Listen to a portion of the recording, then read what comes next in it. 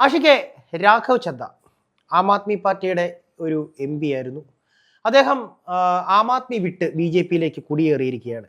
പക്ഷേ ഈ കുടിയേറ്റം കൊണ്ട് അദ്ദേഹത്തിൻ്റെ സോഷ്യൽ മീഡിയയിൽ നിന്നും ഏകദേശം 1 മില്യൺ ആളുകൾ അദ്ദേഹത്തെ അൺഫോളോ ചെയ്ത് കഴിഞ്ഞിരിക്കുന്നു. കൃത്യമായി പറഞ്ഞാൽ 10 ലക്ഷം ഫോളോവേഴ്സിനെ അദ്ദേഹത്തിന് നഷ്ടമായിരിക്കും. ഈ 10 ലക്ഷം ആളുകൾ എന്തൊക്കെ പറഞ്ഞു കഴിഞ്ഞാലും അദ്ദേഹത്തിൻ്റെ രാഷ്ട്രീയ വശങ്ങളോട് ആഭിമുഖ്യം പ്രകടിപ്പിച്ച് തന്നെ ആയിരിക്കുമല്ലോ അദ്ദേഹത്തെ ഫോളോ ചെയ്തിട്ടുണ്ടാവുക. ഈ 10 ലക്ഷം ആളുകളുടെ കൊഴിഞ്ഞുപോക്ക് അദ്ദേഹത്തിൻ്റെ അടുത്ത തിരഞ്ഞെടുപ്പിനെ ബാധിക്കില്ലേ? അടുത്ത തിരഞ്ഞെടുപ്പ് എന്ന് പറഞ്ഞാൽ ഇനി ആം ആദ്മിയിലായിരുന്ന MP ഇനിയിപ്പോൾ BJP-യുടെ രാജ്യസഭ MP എന്ന പേരിലാണ് ഇപ്പോൾ അറിയപ്പെടുന്നത്. ആ ഒരു രാഘവ് ചദ്ദയ്ക്കൊപ്പം പോയ ആറ് MP-മാർ ഇപ്പോൾ അവരുടെ കെയർ ഓഫ് അഡ്രസ്സ് BJP ആണ്. രാഘവ് ചദ്ദയുടെ കാര്യം നമുക്കറിയാം. ഈ സാധാരണ മനുഷ്യരുടെ ചെറിയ ചെറിയ കാര്യങ്ങൾ ബില്ല് അവതരിപ്പിച്ച് അത് മാറ്റുന്ന അതിൽ വലിയൊരു മാറ്റം കൊണ്ടുവന്നിട്ടുള്ള ഒരാളാണ് ഈ രാഘവ് ചദ്ദ.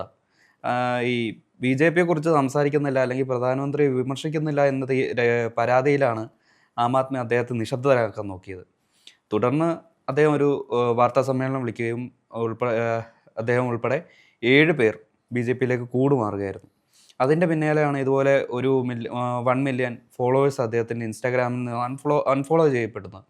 പക്ഷേ ബോട്ട് അക്കൗണ്ടുകൾ വഴി ഈ ഫോളോവേഴ്സിന് തിരിച്ചു കൊണ്ടുവരാൻ ഈ BJP-യുടെ IT സെൽ വഴി സാധിച്ചു എന്നുള്ളതാണ് മറ്റൊരു ശ്രദ്ധേയമായ കാര്യം.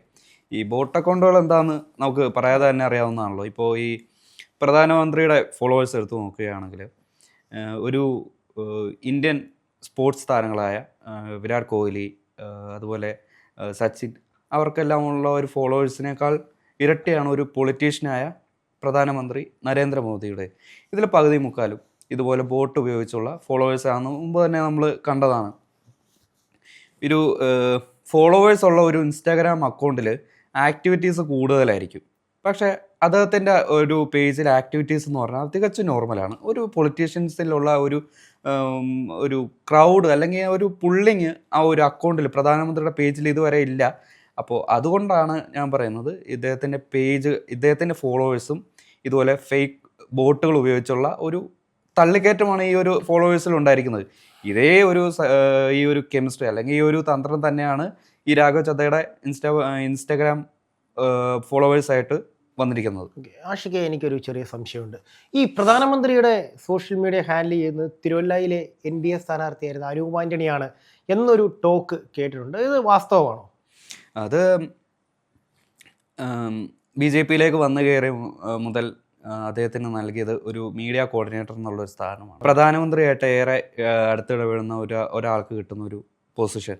അതുകൊണ്ട് തന്നെ ആ ഒരു പേജിലേക്കുള്ള കണ്ടൻസും കാര്യങ്ങളും എല്ലാം ഇദ്ദേഹത്തിൻ്റെ നിർദ്ദേശാനുസരണമാണ് ചെയ്യുന്നത്. ഇപ്പോൾ പ്രധാനമന്ത്രി എവിടെയെങ്കിലും വിസിറ്റിങ് പോയാലോ അല്ലെങ്കിൽ എന്തെങ്കിലും ഇൻറ്ററാക്ഷൻസ് ഉണ്ടായാലോ ഈ ഒരു പേജിൽ ആ ഒരു പോസ്റ്റ് വരുന്നത് അല്ലെങ്കിൽ അത് ആ പോസ്റ്റ് പ്രത്യക്ഷപ്പെടുന്നത് അനൂപ് ആന്റണിയുടെ ഒരു പ്രസൻസിലാണ്. ഒരു പ്രധാനമന്ത്രിയുടെ സോഷ്യൽ മീഡിയ ഹാൻഡിൽ ചെയ്ത് കഴിഞ്ഞാൽ ഒരു സ്ഥാനാർത്ഥിത്വമൊക്കെ ലഭിക്കും എന്നുള്ളൊരു പുതിയ അറിവാണ്. എന്തെങ്കിലും ആട്ടെ, നമുക്ക് രാഘവ് ചദ്ദയിലേക്ക് വരാം. ഈ ആം ആദ്മി പാർട്ടി എന്നും BJP-ക്ക് എതിരായി നിന്നിട്ടുള്ള, അല്ലെങ്കിൽ BJP എന്നും ആം ആദ്മി പാർട്ടിക്ക് എതിരായി നിന്നിട്ടുള്ള ഒരു രാഷ്ട്രീയ കക്ഷിയാണ്. ഇവർ തമ്മിലുള്ള യുദ്ധങ്ങൾ പലപ്പോഴും നമ്മൾ വാർത്തകളിലൂടെ ശ്രമിച്ചിട്ടുള്ളതാണ്. BJP ഏറ്റവും കൂടുതൽ വെറുക്കുന്ന, എനിക്ക് തോന്നുന്നു ഒരു പക്ഷേ കോൺഗ്രസിനേക്കാൾ ഏറെ BJP-യെ വെറുക്കുന്ന ഒരു പ്രസ്ഥാനമാണ് ഈ ആം ആദ്മി പാർട്ടി. അപ്പോൾ ആം ആദ്മി പാർട്ടിയുടെ ഒരു MP, ഒരു രാജ്യസഭാ MP ആ പാർട്ടി വിട്ട് BJP-യിലേക്ക് പോകുന്നു എന്ന് പറയുമ്പോൾ അത് ആം ആദ്മി പാർട്ടിയുടെ പതനം, അല്ലെങ്കിൽ ആം ആദ്മി പാർട്ടി ഇപ്പം ശരിക്കും പറഞ്ഞാൽ ആം ആദ്മി പാർട്ടി അവസാനിക്കാൻ പോവുകയാണോ? ഏറെക്കുറെ അസ്തമനമാണെന്ന് തന്നെ പറയാം. കാരണം അവരുടെ ഒരു ആൻറ്റി BJP എന്നുള്ള ഒരു സ്ലോഗൻ അല്ലാതെ ജനങ്ങൾക്ക് വേണ്ടിയിട്ട് എന്നുള്ള രീതിയിലൊരു പ്രവർത്തന കാര്യങ്ങളൊന്നും ഇതുവരെയായിട്ടും സംസാരിച്ചിട്ടില്ല. ഏറെക്കുറെ അവരുടെ ചിഹ്നത്തിന് തുല്യമായി അവരുടെ ഇപ്പോഴത്തെ ഒരു പാർട്ടിയുടെ പൊതു അവസ്ഥ കുറ്റിച്ചൂല്. അത് തന്നെയാണ് അവസ്ഥ. കോൺഗ്രസിനെ അല്ലെങ്കിൽ ആം ആദ്മിയെ രണ്ടും കമ്പയർ ചെയ്യാൻ കഴിയില്ല. ഈ കോൺഗ്രസ് എന്ന് പറഞ്ഞാൽ അതിനൊരു പാരമ്പര്യമുണ്ട്, തനിമയുണ്ട്.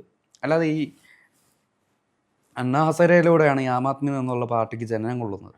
പിന്നെ അത് പതുക്കെ അതിന് അരവിന്ദ് കെജ്രിവാളിലൂടെ വളർച്ച സംഭവിക്കുമായിരുന്നു. പക്ഷേ എവിടെയോ ഒരു പതനം സംഭവിച്ചിട്ടുണ്ട്. അതാണ് ഇപ്പോൾ ഈ ഒരു കൊഴിഞ്ഞു പോക്കിനും ഈ ഒരു ശോഷിപ്പിനും ഈ കാരണം. പറഞ്ഞ പതനം കേജ്രിവാളിൽ കൂടെ തന്നെ സംഭവിച്ചില്ല. അണ്ണാ ഹസാരെ ഈ പാർട്ടിക്ക് ഒരിക്കലും അത് എൻ്റെ പാർട്ടിയാണ് അല്ലെങ്കിൽ ഞാനാണ് ഈ പാർട്ടിയുടെ നേതാവ് എന്ന് പറഞ്ഞ് ഒരിക്കലും അണ്ണാ ഹസാരെ രംഗത്ത് വന്നിട്ടില്ല. അരവിന്ദ് കേജ്രിവാൾ ആരംഭിച്ച് അരവിന്ദ് കേജ്രിവാൾ എല്ലാത്തിനും മുകളിൽ നിന്നിരുന്ന ഒരു പ്രസ്ഥാനം അരവിന്ദ് കേജ്രിവാളിലൂടെ തന്നെ. അരവിന്ദ് കേജ്രിവാൾ ഇതിനകത്ത് കുറെ അധികം എന്താ പറയുക തിരിമറികളും കുറെ അഴിമതികളും ഒക്കെ മദ്യനയ കേസ് തന്നെ അതിന്റെ ഉദാഹരണമാണ്. ഇപ്പോൾ ആ ഒരു ജയിലിൽ പോകാൻ കാരണമായത് ഇത് തന്നെയാണ്, ഈ മദ്യനയ കേസ് തന്നെയാണ്. അതെല്ലാം മാറ്റി വെക്കട്ടെ. അതായത് നമ്മൾ ഈ രാഘവ് ചദ്ദയെക്കുറിച്ചാണ് പറഞ്ഞുകൊണ്ടിരുന്നത്.